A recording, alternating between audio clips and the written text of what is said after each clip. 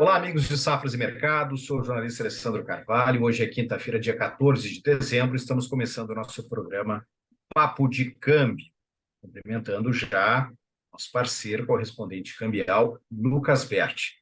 Lucas, boa tarde, tudo bem? Boa tarde, Alessandro. Tudo ótimo aqui com vocês em Porto Alegre. Tudo muito bem, muito calor por aqui, mas vamos em frente. Vamos falar bastante dessa queda do dólar, das decisões que a gente teve nesta quarta-feira e que estão repercutindo agora nesta quinta-feira, dia 14. Antes, eu digo para você que não se inscreveu ainda no nosso canal Safras TV no YouTube, inscreva-se, ative as notificações, deixe seu comentário, seu like. Todos os dias a gente tem um vídeo novo para vocês aqui no nosso canal. E em safras.com.br, conheça a plataforma Safras, todas as informações para o agronegócio. Lá estão nossa agência de notícias, nossos serviços de consultoria. Vou compartilhar a tela aqui e o Lucas já vai falar dessa movimentação que a gente vê aí, Lucas, É, negativa do dólar, mercado despencando, né? E, Lucas, tudo contigo. O que determinou essas baixas aí? vamos lá, Alessandro. Então, nós começamos o dia hoje com esse gap de queda. Obviamente, eu acho que acompanhando as movimentações do mercado em relação às decisões de taxas de juros, a gente acabou tendo um apetite a risco no mercado global em função de que o Fed manteve a taxa de juros básica do país no último relatório do ano deles. Aqui no Brasil, a gente também confirmou a nossa redução na taxa Selic de meio ponto percentual. Porém, voltando aos Estados Unidos, que vinha, né, trazendo aí depois da divulgação inicial, ontem, inclusive, tivemos a divulgação de dados de inflação que vieram um pouquinho acima do esperado, em vez de zero, né, a inflação veio 0,1%, isso gerou um pouquinho de agitação no mercado. Você vê que o dólar puxou bem, né? E o que que aconteceu? Tivemos já ao longo do dia a Fed praticamente publicando a taxa de juros, mas também publicando uma perspectiva de corte de taxa de juros mais antecipada do que era previsto, né? E dando a entender também, ou abrindo para discussões, quem sabe, de uma corte de taxa de juros ainda acima do que era esperado, talvez para 2024. Isso fomentou especulações no mercado.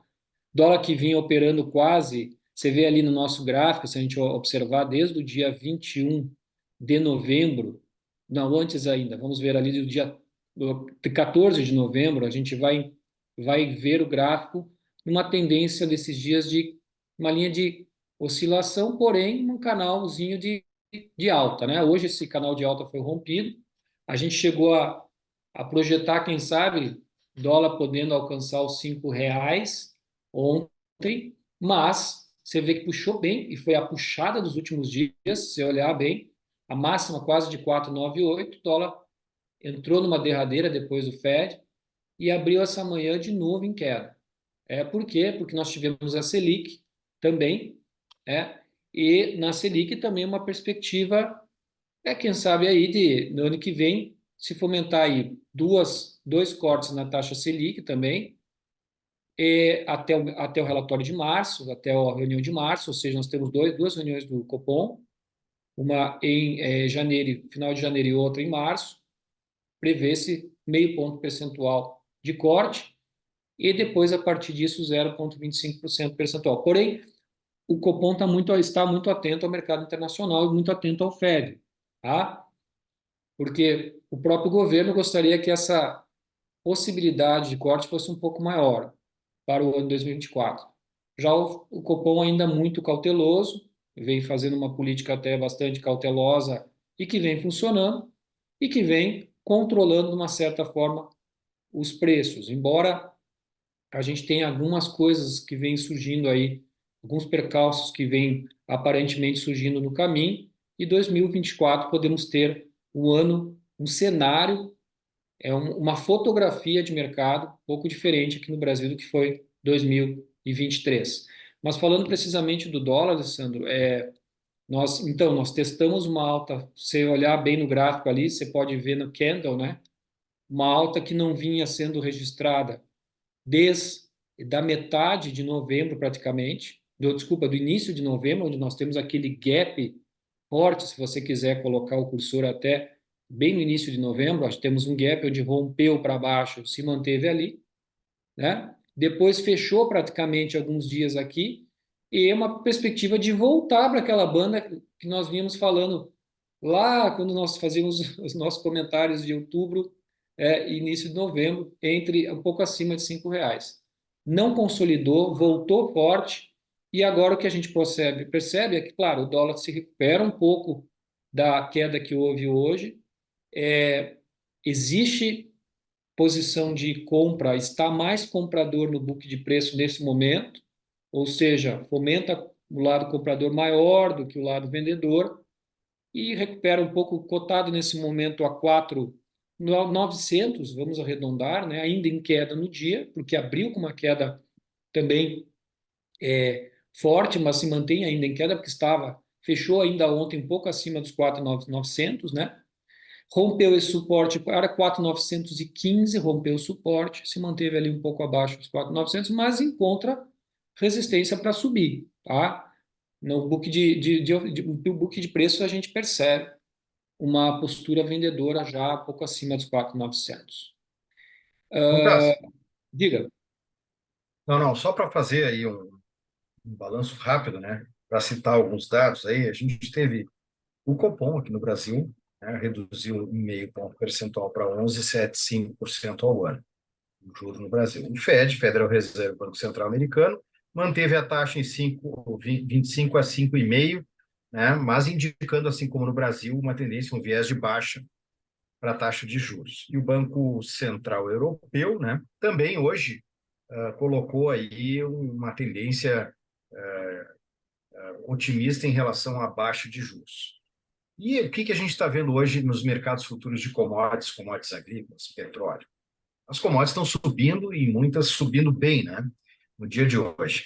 A gente vê e observa que o que ocorre com essa tendência aí natural de uma indicação de uma inflação mais controlada, de os bancos centrais poderem baixar juros, há um certo otimismo de modo geral em relação à demanda, né, por produtos agrícolas, pelo mercado de uma maneira geral, e com a menor aversão ao risco, os investidores podem novamente colocar suas apostas, suas fichas, né, em mercados como o Brasil, né, como outros mercados como emergentes como o Brasil, e colocando essa moeda aqui, dólar, a essa pressão de baixa. A pergunta que eu te faço é a seguinte: a gente sempre trabalhou ao longo desse ano, e já faz bastante tempo, com um dólar aí, a gente sempre multiplica na nossa conta normal o dólar por 5. Né? A gente, será que vai ver mudar essa perspectiva daqui a pouco, esse dólar mais próximo dos 5? Tem essa chance do mercado manter uma tendência de baixa ou tu acredita que daqui a pouco vai se reequilibrar por outras questões, por outros fatores? Absolutamente, se de fato a gente começar a ter resultados, especialmente na nossa atividade econômica, que não venham a condizer com uma perspectiva de crescimento, como a gente já está, como eu te comentei desses percalços, eu queria falar especialmente PIB do ano que vem, que já não é previsto ser como vai ser esse ano. Nós estamos retratando aqui, inclusive o noticiário vem falando isso, potencialmente teremos um quarto trimestre, um trimestre do ano um pouco mais devagar, especialmente no varejo, tá? No Brasil. Esse tipo de indicadores que às vezes não são favoráveis, e especialmente que se fala muito questão fiscal do país, né? Muito gasto, não vai arrecadar tudo que gasta, inclusive estão aprovando emendas extraordinárias para parlamentares, praticamente aí que vai gerar mais custo ainda. Hoje, mais uma emenda que foi votada, R$ 10 bilhões de emendas extraordinárias. Então, isso tudo gera praticamente uma preocupação em relação à parte fiscal do país e não controlar contas, né? Você não fazer bem sua contabilidade, mesmo você vai investir numa empresa que a contabilidade não está bem correta, não está equilibrada, não, você vai ficar um pouco receoso. Então, o investidor começa 2024 a gente vai entender um pouquinho mais sobre isso. Esse ano o Brasil performou bem. O Brasil tinha um PIB previsto de 1,2% no início do ano. Já hoje estamos falando aí de fechar o ano acima de 2%, 2,8%, né, se não me engano. o PIB, o ano que vem já se fala em retração, né? Então, a gente performou bem frente ao que era previsto, mas a questão fiscal está muito no cinza aí. Esse processo aí pode sim desencadear em problemas para nós e fazer a moeda subir o ano que vem, né? Claro que, Alessandro, também nós não temos total segurança em relação ao cenário global, porque ao mesmo tempo que nós temos o Fed numa situação já mais de controle sobre a sua inflação, nós temos a qualquer hora um potencial risco dessa inflação novamente disparar. Nós estamos no mercado, Estados Unidos é um mercado extremamente consumista, então, de fato, é um desafio, e o Fed, o Jerome Powell, bastante consciente disso, né? Nós ainda temos uma inflação muito alta, muito longe da nossa meta, né? E você falou de Europa, é interessante falar, inclusive o euro hoje está voltando a patamares bem altos em relação ao dólar. O euro rompeu paridade 1 para 10 hoje. Lembrar que há poucos dias atrás estava abaixo de 1,07, ou seja, está oscilando muito forte o euro mesmo. Mas isso aí é um pouquinho em função de que o Banco Central Europeu não baixou taxa de juros, manteve e também deixou bem claro, nós temos uma perspectiva de inflação alta nesses preços, nesses patamares por um longo período, sabe? Embora estejam prevendo que talvez a inflação caia para 2,7% em 2024, fechando esse ano com 5,4%, e uma meta de 2% a 2025, ainda é um cenário desafiador para a Europa, que vive uma crise forte em relação à guerra local, né? Teve uma crise energética, estão se readaptando esse processo todo da guerra, e tem altos índices de taxa de desemprego ainda, né? Embora alguns países estejam se recuperando, outros, como Espanha, 2 dígitos de desemprego, acima do Brasil. Então, esse cenário de 2024 ele é muito incerto. O que a gente pode dizer é que parece que o Brasil encerra o ano um pouco mais saudável, né? Claro, com um rombo fiscal alto, mas a gente não viu a moeda explodir. O Brasil controlou bem isso esse ano, esteve praticamente aí, vai fechar o ano na perspectiva. Focus prevê 4,950, hoje a gente está cotado abaixo disso. E em relação ao cenário internacional, um pouco mais de confiança no mercado brasileiro por enquanto.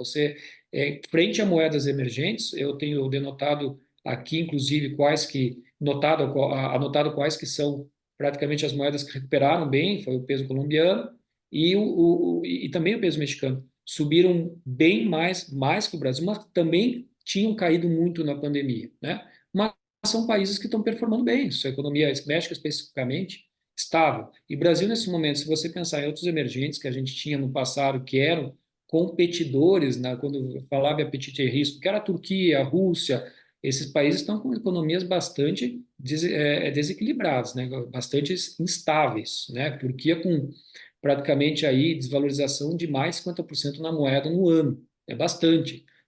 Tendo taxa de juros acima de 30% ao ano, muito alto. Então, isso aí complica. Mas o Brasil tem performado bem. Agora, dólar voltar a R$ 5 no ano que vem, eu não acho nada difícil acontecer, né? Se a gente realmente começar a sentir o quê? Um quadro inflacionário um pouco maior, né? Não, Estados Unidos também não conseguindo conter, por exemplo, os seus preços, né? Não conseguindo conter a inflação, o que que acontece? Volta a ter que talvez revisar para cima a taxa de juros. Foi a maior taxa de juros dos últimos 20 anos nos Estados Unidos, né?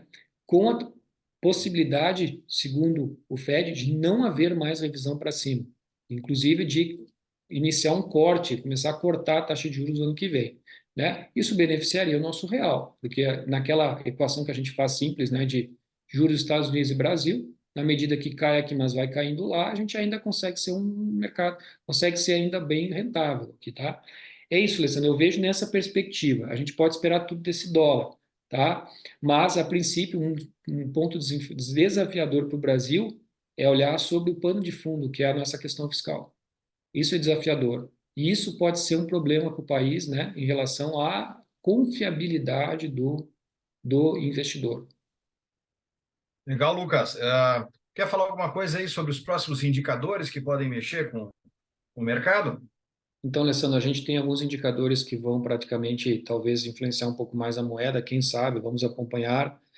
Especificamente nessa madrugada, a gente tem indicadores vindo da China, né, que são a taxa de desemprego, vendas no varejo e produção industrial. Produção industrial é muito importante, porque uma das questões da China realmente é, esse ano, uma certa desaceleração do crescimento econômico. China que vem muito aquém, né, do que é esperado pelo mercado e realmente é um grande comprador de commodities. Então, a gente fica atentos, inclusive, um certo desafio de controlar os preços do minério, ao mesmo tempo que precisa motivar a reativar o mercado interno, né? Especialmente o setor imobiliário, construção, ao mesmo tempo tem esse desafio aí com o minério um pouco preços mais altos desde fevereiro e o governo até de certa forma vem tentando controlar esses preços no mercado interno. Amanhã a gente tem no início do dia já PMI de novembro da Europa, mas é importante falar do PMI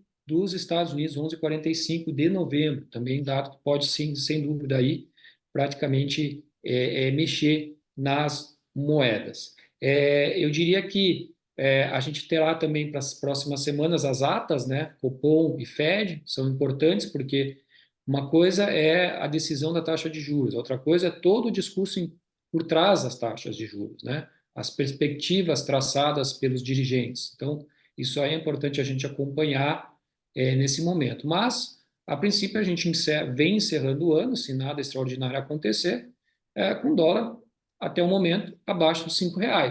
E quando a gente vinha falando nesse período do ano passado, a gente falava que o dólar ia explodir, né? Não foi o que aconteceu.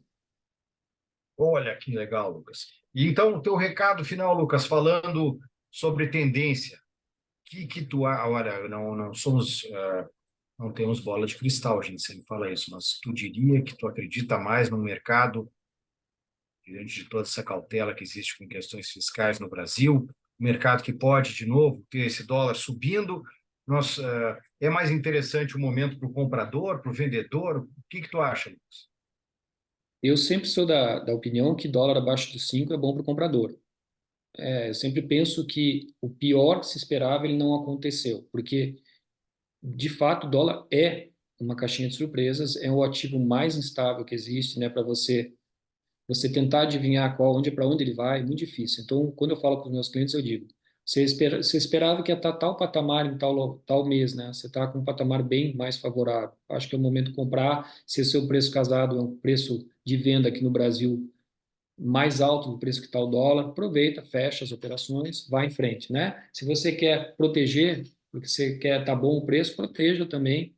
É mais desafiador para o pessoal da agricultura, né? Porque o pessoal da agrícola sempre espera que o preço dê uma subidinha, né?